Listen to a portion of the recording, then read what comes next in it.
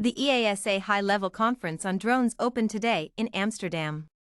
Over the next several days, regulators and stakeholders from Europe and around the world will discuss what comes next for European drone regulations. This year's theme for the conference is Back to the Future of Safe UAS Regulations. EASA Executive Director Patrick Kai says the theme points to the value of keeping sight of the progress made in drone regulations so far. It's good to have a look back at what we did so that we can look forward to what we plan to do in the future. The publication of the European Drone Strategy 2.0, a Drone Strategy 2.0 for a smart and sustainable unmanned aircraft ecosystem in Europe was a major milestone for EASA in 2023. Henrik Hololii, European Commission, Director General for Mobility and Transport, says that the document's 19 flagship recommendations and risk-based operational approach were developed with two objectives: to develop a predictable regulation environment that supports development and investment in the drone industry, and to strengthen Europe's defense network. Regulation development means working to achieve the highest level of safety, with the lowest level of obstacles, Hololii said. You have to get the balance right. By overregulation, we could actually put a stop to development. The focus on creating a strong drone ecosystem in Europe is evident in Hololii's remarks.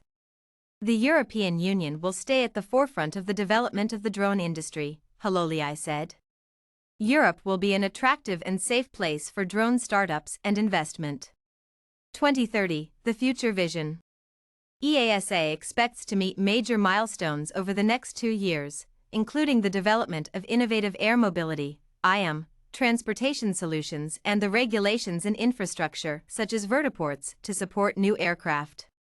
Europe expects to issue the first airworthiness certificates for eVTOLs in 2023, and the development of an online hub accessible to city planners, aviation stakeholders, and citizens.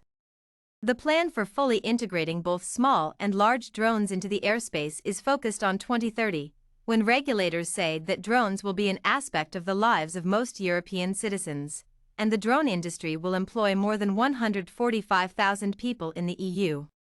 I'm more than optimistic that this will happen, said Hololii.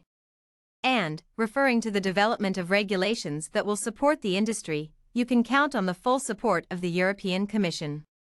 With the Drone Strategy 2.0 to serve as a compass for future regulation development, Hololii says that Europe has the tools to be a leader in the industry.